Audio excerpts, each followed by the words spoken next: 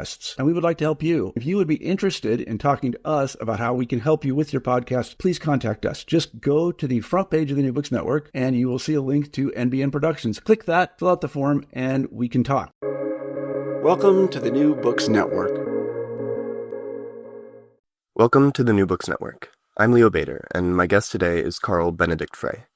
Carl is the Dieter Schwartz Associate Professor of AI and Work at the Oxford Internet Institute and a Fellow of Mansfield College, University of Oxford. His new book, How Progress Ends: Technology, Innovation, and the Fate of Nations, traces a sweeping history of technological progress from ancient China to the current advances in AI, to illuminate how new innovation can be translated into lasting growth. Carl has been working on the relationship between employment and automatization for a long time, and How Progress Ends puts this question into an exhaustive historical context. So Carl is the perfect person to tell us if we can still expect to have a job in the coming years. Carl, thanks for joining me. My pleasure. So your book hinges on the observation that both decentralized and centralized modes of economic organization can drive progress at different points. Why is this, and how should we orient how we think about technology and progress, knowing this? So I think for most people engaged in science, technology, and innovation, we know that there is a time to explore, and we know there's a time to get things done and execute. And so if you write a book, for example, you spend a lot of time initially talking to people, reading broadly, trying to get input, to figure out what it is that you want to do.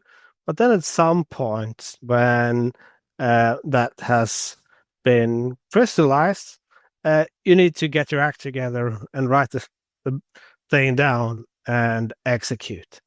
And most tasks, whether in academia or in business, are like that. So no factory could function if every worker questioned every procedure, right? But very few new ideas would emerge without questioning. And so there is this tension between exploration and exploration, between innovation and execution, if you like. And when an objective is clear, it's much easier to execute it from the top down. And so the Manhattan Project delivered the first nuclear bomb.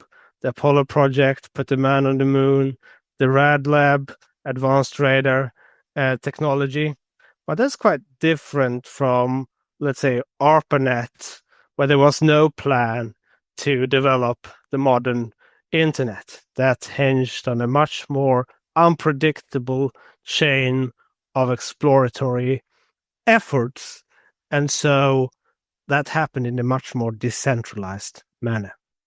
So we have to start with decentralization, but once we land upon an idea that we know is worth exploiting, it needs to be more centralized. We can't keep questioning. That's right. And then we do decentralization again to go on to the next thing. So what are the implications of this for how we should think about the state's relationship to progress, which I assume needs to be more flexible than many politicians or pundits might conceptualize it?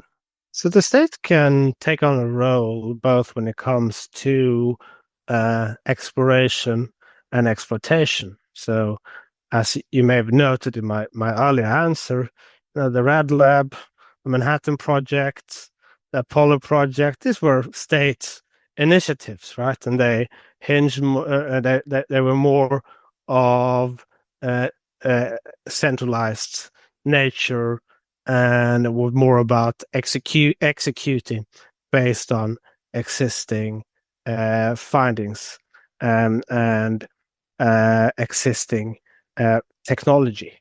And so when a project can be clearly defined, the state can play a reasonably prominent role in executing from the top down. ARPANET was also state-funded, but it depended on a decentralized network of universities to draw talent from. And obviously, when you give people more autonomy, you need to be sure that you're hiring the right people.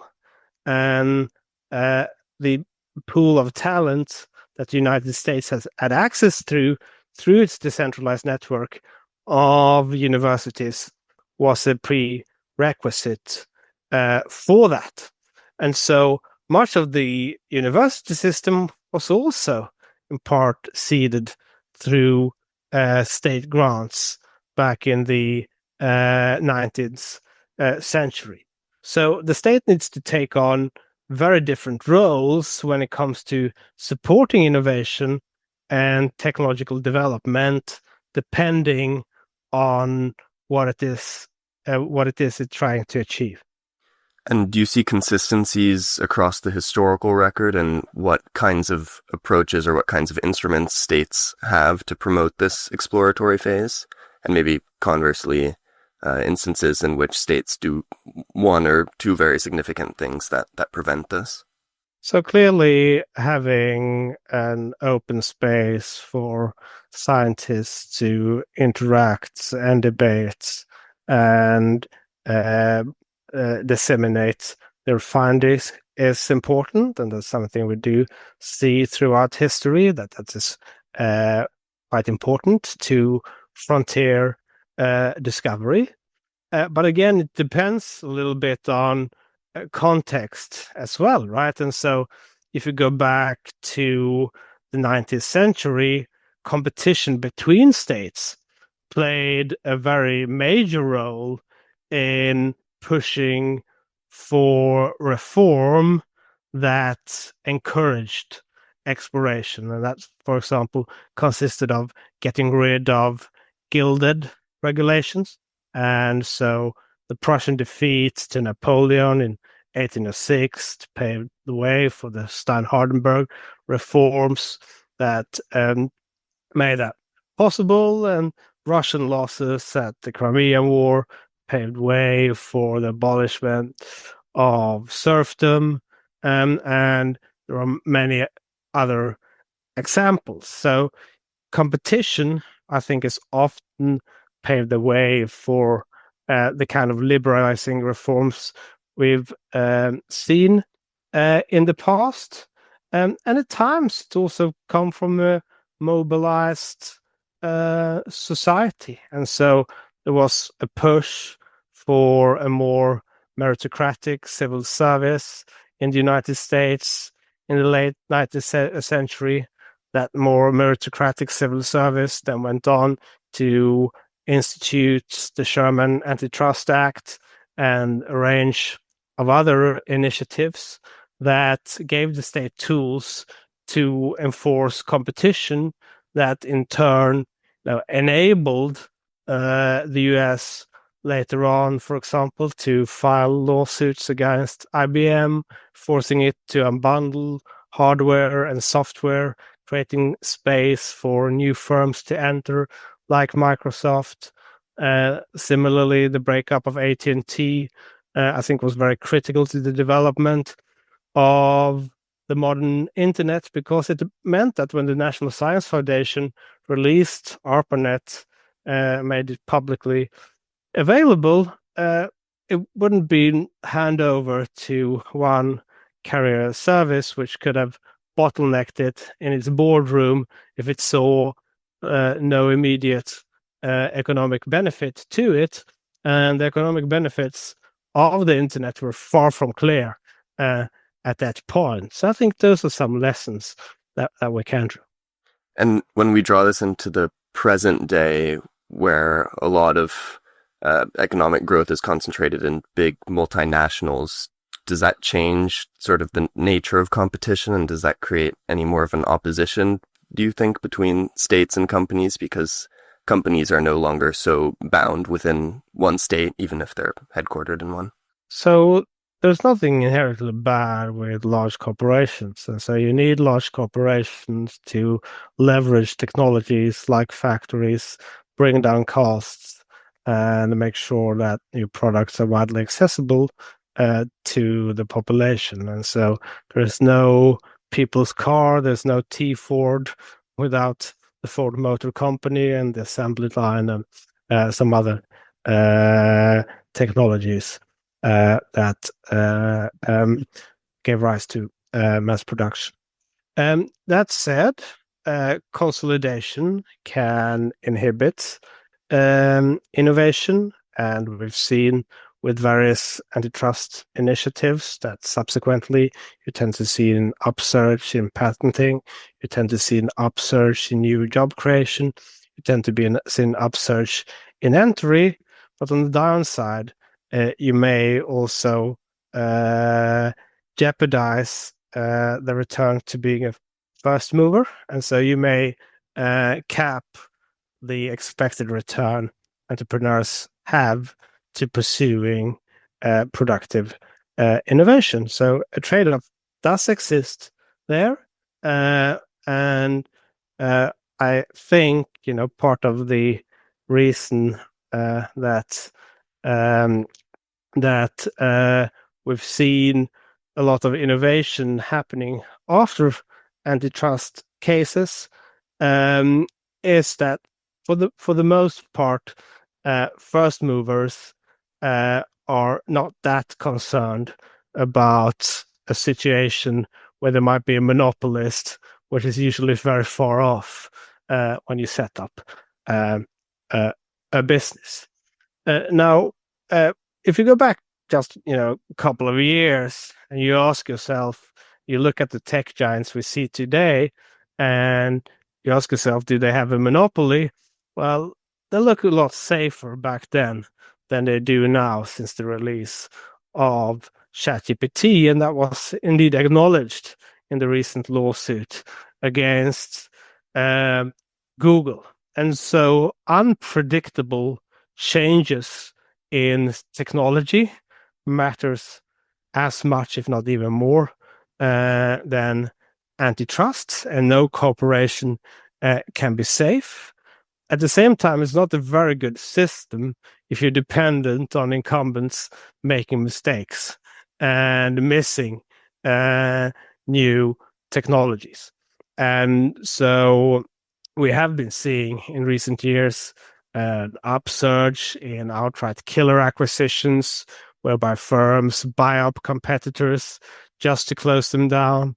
We have seen a revolving door between the US Patent and Trademark Office and incumbents, whereby examiners grant low-quality patents and then go on to work at some of these large technology companies, which raises barriers to entry for new smaller firms entering the market. So yes, I do think, broadly speaking, that there are concerns about the rising market concentration that we have been seeing over the past 2 decades or so.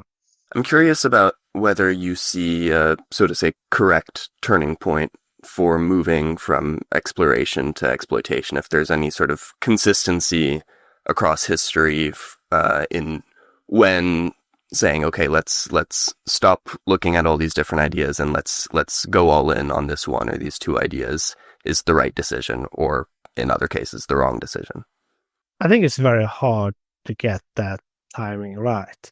And I think, in the 1970s, the mass production system essentially peters out, growth stagnates all across Europe, the United States, and, behind the Iron Curtain as well.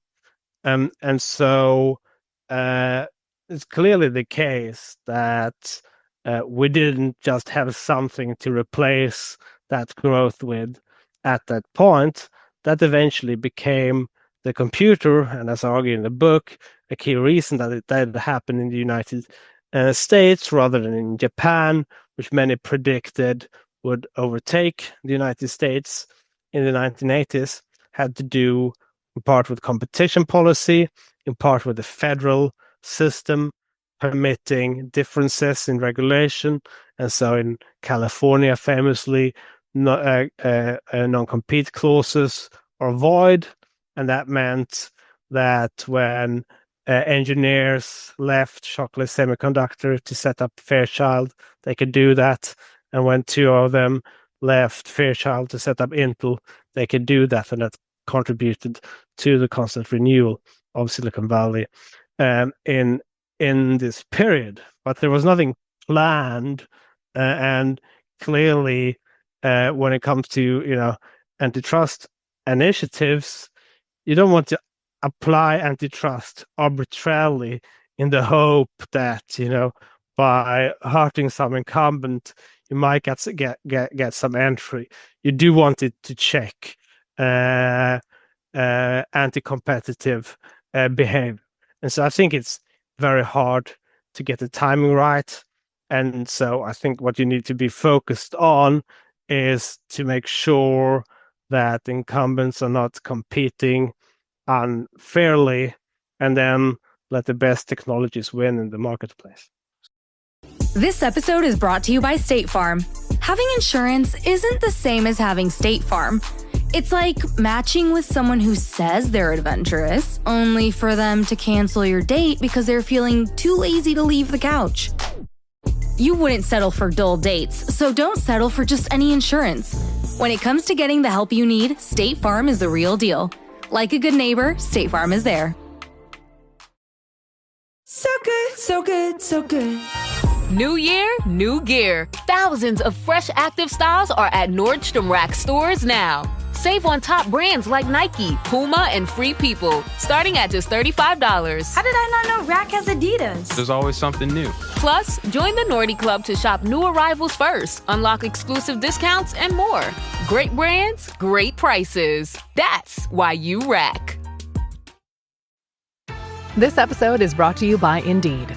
Stop waiting around for the perfect candidate. Instead, use Indeed sponsored jobs to find the right people with the right skills fast. It's a simple way to make sure your listing is the first candidates see. According to Indeed data, sponsored jobs have 4 times more applicants than non-sponsored jobs. So go build your dream team today with Indeed. Get a $75 sponsored job credit at Indeed.com/podcast. Terms and conditions apply. You mentioned antitrust as one big one, but what other institutional structures can be built to ensure that in one state or in one society there's space for both exploration of some technologies and simultaneously exploitation of other technologies that are further along, and to give both of them the space and the resources that they need to continue? So I think it's just as I said, it's about creating that space, and then you can plan what all these localities or firms or whatever it is that you're thinking about do with that space, right? And so, one of the key reasons that Soviet Union failed to adjust to the computer revolution is that it didn't have any space for exploration, right? So the entire economy was more or less managed from Moscow, which managed steel and railroads and everything centrally.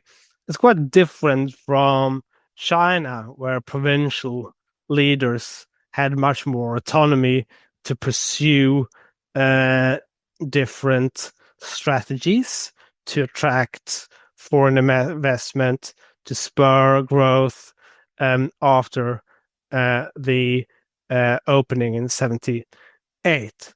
And so I think it's more about having that space, having that diversity in regulation enabled, and then leaving it to local authorities and firms to figure out what's the best path forward within that space. If we think about developing economies that maybe are not as interested in being at the forefront of the next great technological innovation, but more in catching up on what there already is, would it make sense to adopt a more centralized economy that can then spur very quick adoption of already existing technologies?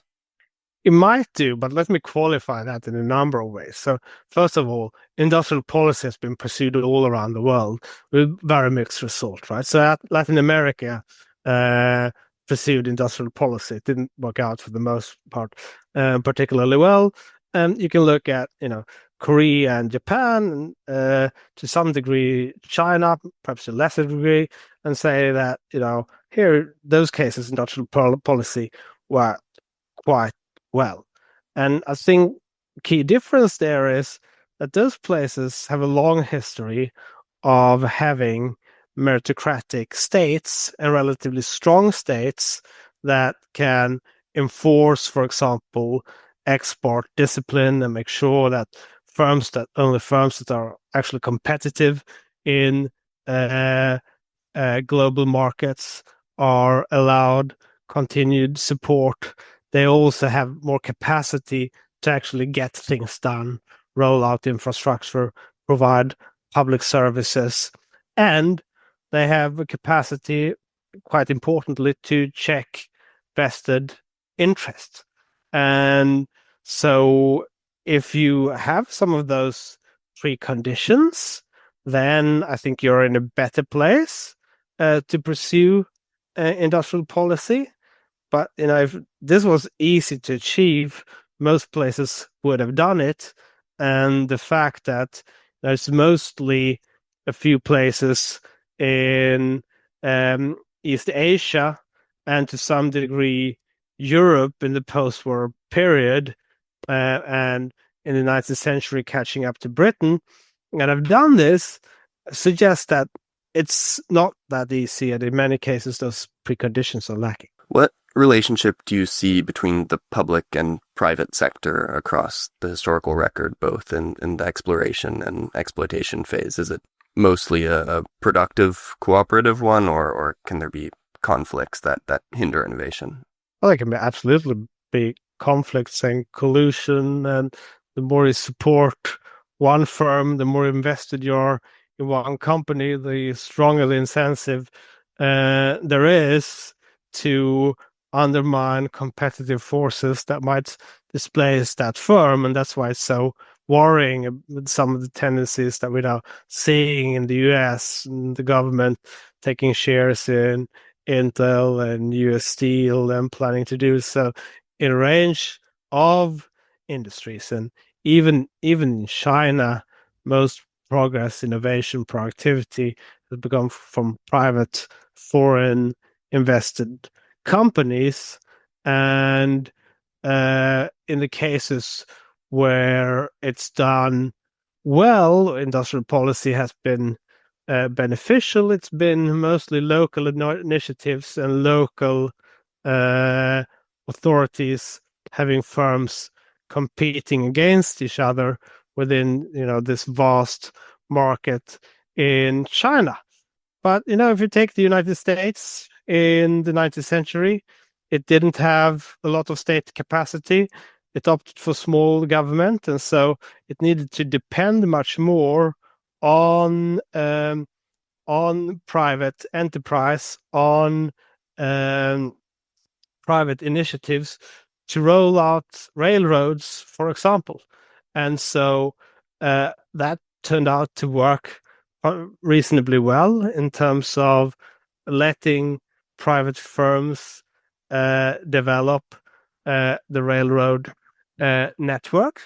But it is also true that as a consequence of that, there were a number of scandals, there were a number of corruption cases, and that eventually, paved the way for a more meritocratic civil service through the Pendleton Act, which then began to take on more tasks itself. But yes, that collaboration between private enterprise and firms does still exist in the United States and exist in many other economies to varying degree. And so it's easy to understand why the state want to outsource some activities, but it's also then hard to sometimes monitor performance and make sure that competitive forces remain intact. And so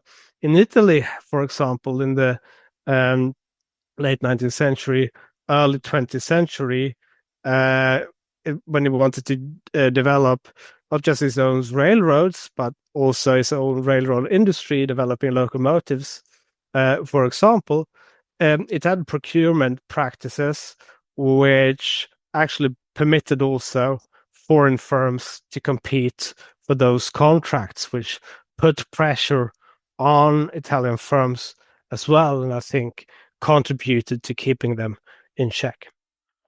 What implications do you think your argument has for debates around what kinds of political systems are best for generating economic growth? If we think about sort of the caricatures, democracies would be less decisive and authoritarian systems presumably would be able to better exploit innovations once they have been produced somewhere. But should we maybe be a bit more careful in drawing immediate conclusions here, given that, as you say, there are these two distinct phases of growth? Well, so I think first of all, there's compelling evidence that on average, democracies grow faster than non-democracies. But if you look at autocracies, there are also different kind of autocracies. So Singapore and Zimbabwe, there is a lot of shows that there's a lot of variation within that category. And so as a general rule, more institutionalized autocracies, where you have, for example, a state bureaucracy where, meritocratically recruited civil servants, is more able to get things done than a personal autocracy where, everything is down to one person who, arbitrarily promotes and selects loyalists to keep the regime floating.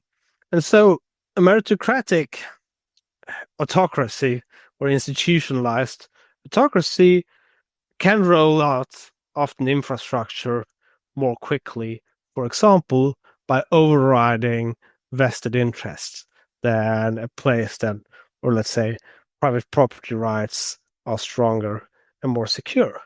But also, in an autocracy, priorities can change, and they can change quite quickly.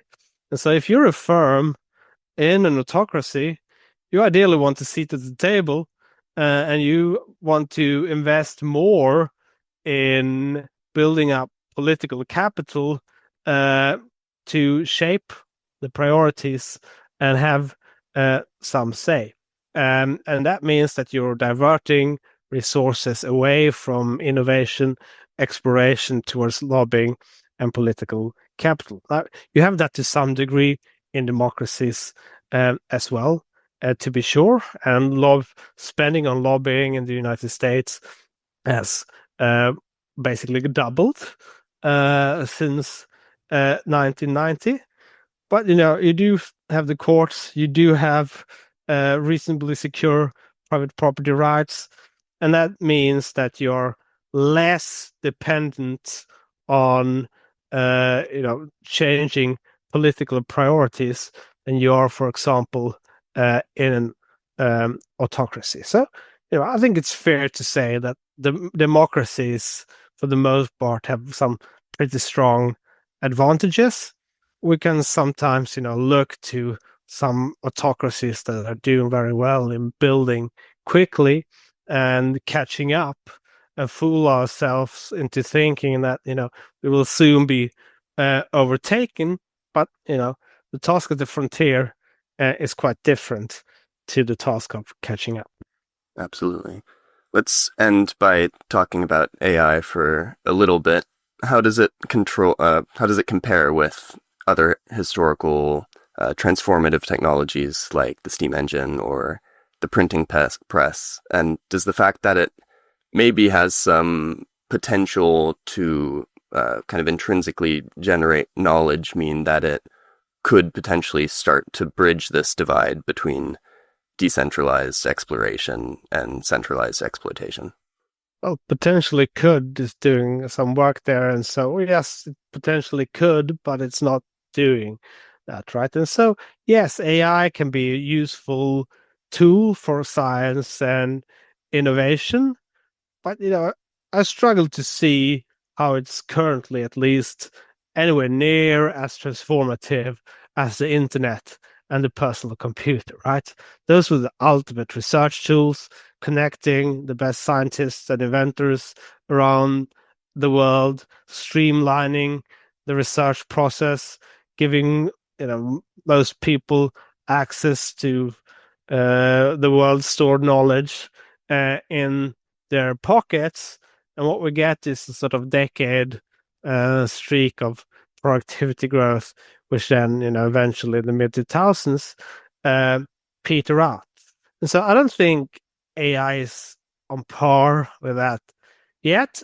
It could be, but it's by no means clear, and it's by no means clear that the models we have now, which are basically large language models that are unable to be out in the real world and learn from experience and learn continually, and basically are rewarded by imitating human behavior rather than learning, will get us there. So I think that's very much an open question.